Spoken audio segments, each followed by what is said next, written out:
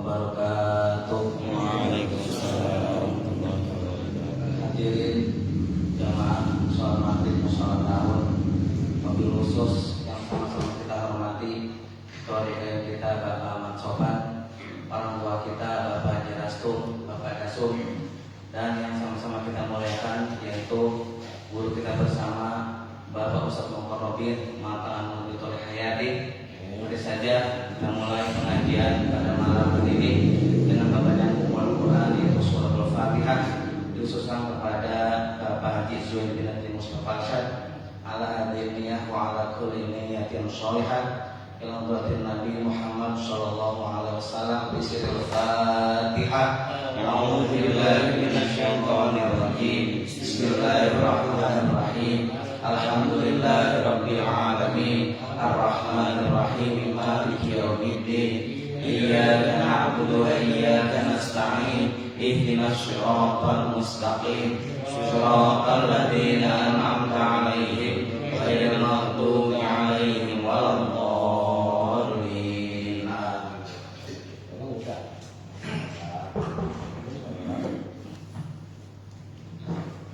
Assalamualaikum warahmatullahi wabarakatuh. Waalaikumsalam.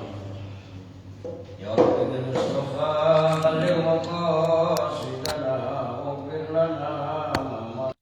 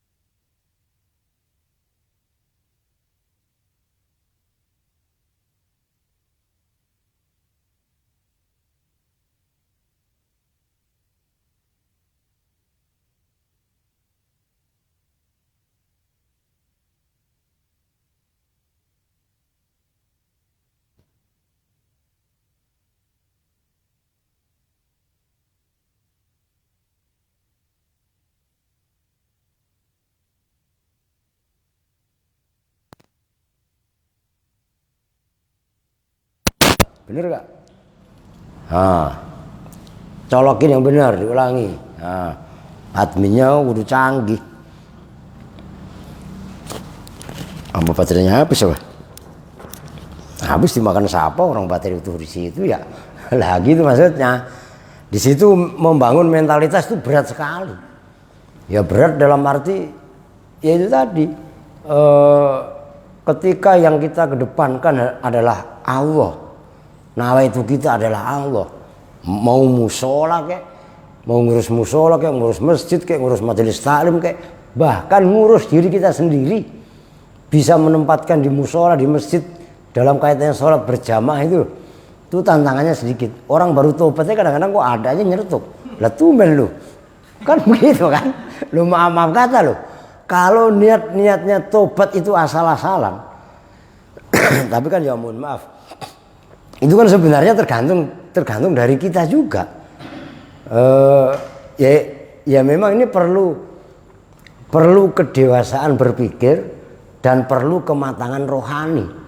Nah, orang kalau baperan, dikritik, ngambek, dikasih masukan, ngadat dan lain sebagainya, ya ujung-ujungannya selamanya ya mentalitasnya akan cengeng. Tapi kalau memang apa yang dikedepankan itu Allah, ya ibaratnya itu tadi, dipuji ya enggak bangga, dicaci juga tidak ngedrop. Nah, itu kalau yang kita hadirkan adalah Allah. Nah, kita bisa beribadah, orang itu bisa giat beribadah, kan la haula wala quwata illa billah. Maka zalim apabila orang itu menafikan kebisaannya. Sementara qudratullah, inayatullah, aunullah itu enggak dihadirkan dalam kehidupan seseorang. Akan la haula, tidak ada daya untuk maksiat kepada Allah, wala quwata, dan tidak ada kekuatan untuk taat kepada Allah ya illa billah, kecuali dengan pertolongan dari Allah. Maka ibaratnya billah, lillah, minallah, ilallah. Nah, kalau orang udah nilai kehidupannya totalitas itu, nah udah enjoy aja, suka duka, kaya miskin, bodoh pinter, rakyat, pejabat dan lain sebagainya, itu hanya cara Allah memberi ujian lah. Kita bisa nggak menempatkan ujian-ujian tadi? Nah, sering orang itu kan gagal memahaminya di situ. Dan ini sebenarnya kedewasaan, maka ini disebut dengan apa ya? Dalam rentetan, kalau yang bab awal ada itu bab muraqabah. Apa itu muraqabah? Kita merasa diawasi, diperhatikan oleh Allah, semua aktivitas kita. Nah, benernya seseorang bukan karena takut kepada orang lain, tapi takut kepada Allah. Dia nggak mau ngambil duit APBD, APBN atau duit infak, kan gitu. Bukan karena takut ketahuan sama manusia atau pengurus yang lain, tetapi karena memang itu diawasi oleh Allah. Nah, kalau orang udah seperti itu, masya Allah. Kalau malaikat mungkar nakir itu nggak mau sogokan, mau sogok pakai apa? Lah kan begitu kan? Nah itu motivasinya, masya Allah. Kan sampai ke sono-sono ngapa tadi? Belum ngopi apa? Gara-garanya apa? Lah iya kan? Wa idza lam takun ahlan falaisa laka tariqun ila husulil ahliyati ila fi'lil khairi wa du'ai ilaihi wa innama syu'mu fid da'wa wa du'a ila ghairil haq. Wa idza lam takun, dan ketika tidak ada siapa kamu, tidak ada itu ahlan, ahli, profesional untuk tadi taklim, tazkir dan irsyad, mengajar, memberi peringatan dan memberi petunjuk. Falaisa, maka tidaklah ada laka bagi kamu apa tariqun, jalan, ila husulil ahliyati, pada hasilnya profesional, keahlian, ila fi'lil khairi, pada melakukan kebajikan, wa du'ai, dan mengajak, ilahi, kepada fi'lil khair. Wa innama syu'mu, dan bahwasanya perbuatan yang tercela fid dakwah itu dalam mengaku-ngaku. Wa du'ai, dan doa di sini bukan doa berdoa ya, mengajak. Wa du'ai, dan mengajak ila ghairil haqqi, kepada selain yang hak. Maksudnya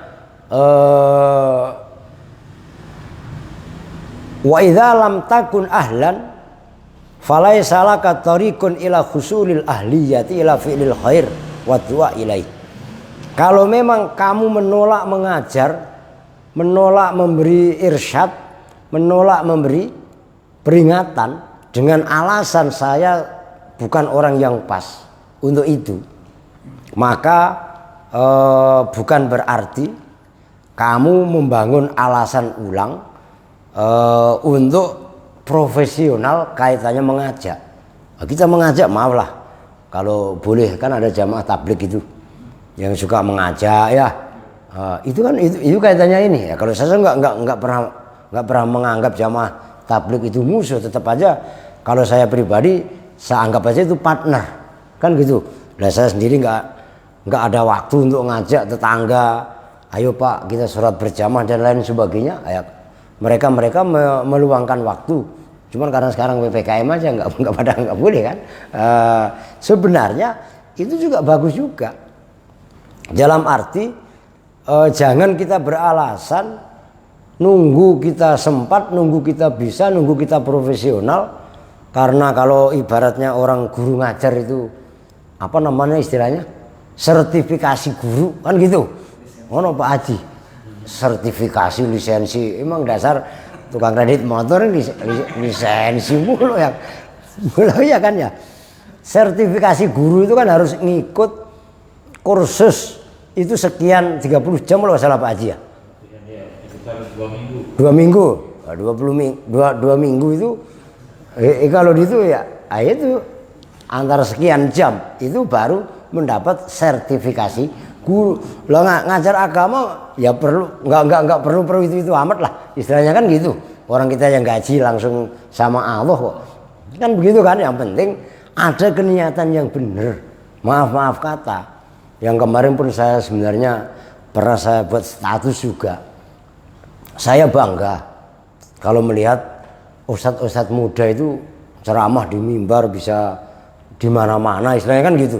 Tapi saya lebih bangga lagi kalau ustadz muda ini menyisakan waktunya 2 atau 3 hari ngajar di majelisnya masing-masing, ngajar di rumahnya masing-masing, karena itu sebenarnya adalah sejatinya menanam. Kalau memang orasinya di luar, umpamanya itu sih bagus, bukan nggak bagus karena saya sendiri pun nggak bisa seperti itu kan gitu. Maka saya tetap menganggap itu bagus. Tapi jangan lupa mengkader, menanam taklim tadi. Karena yang mengajarkan ibaratnya alif ba ta, yang mengenalkan huruf Al-Quran itu sekarang udah langka. Wah sekarang kan udah ada TPQ dan lain sebagainya. Iya itu nggak apa-apa. Pembelajaran yang resmi seperti TPA, TPQ apa dan lain sebagainya itu tetap kita dukung. Tapi tetap murojaah sama ustadz yang berkompeten tadi juga tetap harus ada berkesinambungan. Jadi anak-anak pun akhirnya nggak bergaul liar. Pada maghrib ya ada filter. Oh maghrib kok anaknya masih keluyuran. Itu berarti orang tuanya nggak bisa mendidik, gitu aja udah. Jadi ini udah patokan. Kalau dari maghrib sampai jam 9 itu harusnya anak-anak diem di rumah atau di majelis ilmu, entah di musola, entah di masjid, entah di majelis-majelis yang lain. Nah kok ada orang keluyuran seperti itu, berarti itu orang tuanya nggak bisa didik. Itu kan berarti secara kontrol masyarakat itu kan ada. Nah inilah pentingnya. Lah anak-anak juga nggak akan mau ngaji. Lah kalau nggak ada yang ngajar ngaji siapa? Maka jangan alasan ente Pak Ustadz Mulyadi, ya nggak? Wah saya sibuk gini. Iya, namanya manusia masih hidup, penganggur aja kok sibuk. Kalau udah mati tuh baru diem kan begitu. Nah jangan 1001 alasan. Kalau bicara seperti itu saya nggak pantas ngajar. maaf kata bahasa kasarnya. Lah kan bapak kan tahu keseharian saya pakai sarung yang karena ngaji aja, pakai sarung kan begitu kan, guyur kemana-mana yang penting nutup aurat, bodo amat. Pakai peci ya nggak pernah saya. Lah iya kan, jarang aja, ini pakai belangkon aja kayak orang bener, kan begitu kan. Lah cuman karena keterpaksaan tuntutan tadi, ya apa boleh buat, sebisa-bisanya ya tetap kita usahakan untuk bisa, istilahnya begitu. Kalau untuk sempurna dulu mah Masya Allah, saya pribadi pun jauh dari sempurna, bahkan mungkin banyakkan dosa saya daripada dosa jamaah semuanya, kan begitu. Nah cuman ya kayak itu tadi, harus ada ibaratnya will, kemauan. Nah wa inna masyu'mu fid dakwah, bahwasanya yang tercela itu orang ngaku-ngaku bisa, tapi nggak ngaku-ngaku bisa makan banyak, tapi nggak biasa mengajarkan. Udah, walaupun ngajinya cuman turutan lah, kalau kata orang tua dulu itu kan belum ada kerok. Nah, iya kan, kalau sekarang kan pakai metode ikro itu loh, kerok ya enggak. Kalau sekarang mah udah ada metode yambu, banyak sekali istilahnya. Walaupun sebatas ngajar ikro lah Pak, paribahasa kasarnya, tapi duduk masing-masing. Nah, ini tadi Pak Haji katanya udah punya cucu, ya kan? Nanti cucunya dibiasain, ya kan? Umpamanya mengenalkan a, ba, ta, ya. Wah luar biasa, keren itu sebenarnya. Dan sebenarnya kan yang wajib mengajar anak cucu kita itu kan sebenarnya kita sendiri sebenarnya. Karena kadang keterbatasan waktu kita akhirnya diserahkan kepada para guru gitu. Dianterin anaknya, cucunya. Ini Pak Ustadz nitip anak saya tolong gini. Jangan anak udah ngaji aja sono. Lah, emang dipikir anak kambing apa? Kan begitu kan. Diserahin baik-baik. Nih. Nah, iya, begitu kadang-kadang ada. Saya nggak saya terima. Kenapa alasannya? Ya adabnya kan seperti itu. Bukan kok nanti, wah kalau nganterin kan harus ngasih amplop segala macam. Nggak usah amplop, isinya aja ntar gitu lagi ya kan. Nggak ada gitu-gituan. Ya orang selama ini kok, saat ini mah ada 45 kali kalau sama yang saya pondokin di Jawa. Nggak ada yang bayar perak-perak amat, perak-perak acan. Nah iya kan, lah buktinya anak-anak ya makan, ya sekolah, yang kuliah ya kuliah, kan begitu. Tapi kalau versi ta'limul muta'alim, untuk keberhasilan anak itu harus ada keterkaitan 3 orang ini. Pertama anaknya itu sendiri, yang kedua orang tuanya, yang ketiga guru. Jadi minta dianterin datang ke guru itu bukan berarti guru itu dipuja-puja gini, enggak gitu loh. Supaya ya ini memang tanggung jawab loh, orang tua kan harus menyelamatkan anaknya. Kaitannya ku anfusakum wa ahlikum naro. Karena yang bisa menjaga api neraka diantaranya adalah ilmu agama. Sholat bagaimana biar sholatnya benar, wudunya biar sholatnya benar kan harus wudunya benar. Biar sholatnya benar kan harus nutup aurat yang benar. Biar sholatnya benar kan harus mensucikan diri, pakaian dan tempat dari najis dan hadas. Itu pun harus dilakukan dengan tata cara yang benar. Nah, sekarang saya nanya, yang batalin sholat ada berapa? Salah, batalnya sholat cuman atu. Lah iyalah, masa yang batalin sholat harus kentut, harus berak dulu ya? Lah ya enggak, yang batalin sholat bukan cuma atu. Ya kan gitu. Kalau perkara yang batalin sholat, iya, lu begitu aja jebakan kan gitu kan. Masya Allah. Lah itulah pentingnya ya, supaya kita semua ini juga memang benar-benar merasa memiliki kaitannya tanggung jawab dan maaf kata. Tanggung jawab kita kaitannya mempunyai keluarga, bukan hanya tanggung jawab sebagai kepala keluarga, tapi kita juga harus bertanggung jawab nanti di akhirat, di hadapan Allah Subhanahu wa taala. Kullukum ra'in wa kullukum mas'ulun an ra'iyati. Tuh begitu. Masing-masing di antara kalian adalah ra'in. Orang yang menggembala. Menggembala anak gitu digambarin seperti menggembala. Lah gembala kita, keluarga kita bagaimana? Sholatnya bagaimana? Itu tadi. Kalau apalagi kalau anak perempuan. Istausu bin nisa'i khairan. Kan itu kaitannya Nabi begitu. Berwasiatlah kalian semua kepada ya perempuan-perempuan tadi, ada kalanya istri, ada kalanya anak, dengan cara yang baik. Bos ribet. Sholat ya kita kaitannya perempuan harus ngerti menstruasi. Karena orang men nggak boleh sholat. Nah, kalau orang udah berhenti men harus mandi besar. Kan ini kaitannya ke sana semua. Itu adalah tanggung jawab tadi. Ar-rijalu qawwamuna 'alan nisa. Nah, kalau kita bicara tanggung jawabnya ke sana mah Masya Allah. Ngeri kalau kita sembrono gegabah. Bahkan lebih ngeri lagi daripada bapak-bapak itu pada sibuk ngurusin WA group. Ya udah sibuk banget balesin atu-atu. Kayak kurang kerjaan. Udah ngurusin keluarganya yang benar, ngurusin anaknya yang benar. Itulah begitu. Itu udah habis waktu kita. Ini ngurusin alah wah kadang-kadang. Ya makanya grup saya banyak banget saya hapus-hapusin. Paling tinggal pada berapa itu. Ribet nambahin kerjaan kalau saya bilang. Nah iyalah, lah itu kayaknya tanggung jawab. Oke, kita lanjutkan. Wa alaika bijabri qulubil munkasirin wa mulatafatiz du'afa'i wal masakin wa muwasatil mukillin wa taisir alal mu'sirin wa ikradil mustaqridin. Wajib atas kamu bijabri qulubil munkasirin, dengan menambal, dalam arti menghibur hati-hati orang yang sedang susah. Wah dia lagi galau. Kenapa ini galau? Tadi gak sore pas mau jam berapa tadi ada datang santri katanya pisah sama bininya. Lah ngapa pisah? Kan saya tanya gitu kan, gini galau. Udah obatin, cuman nggak lama-lama. Udah jangan lama-lama ya. Yang Pak Guru mau kemana? Gue belum makan dari semalam.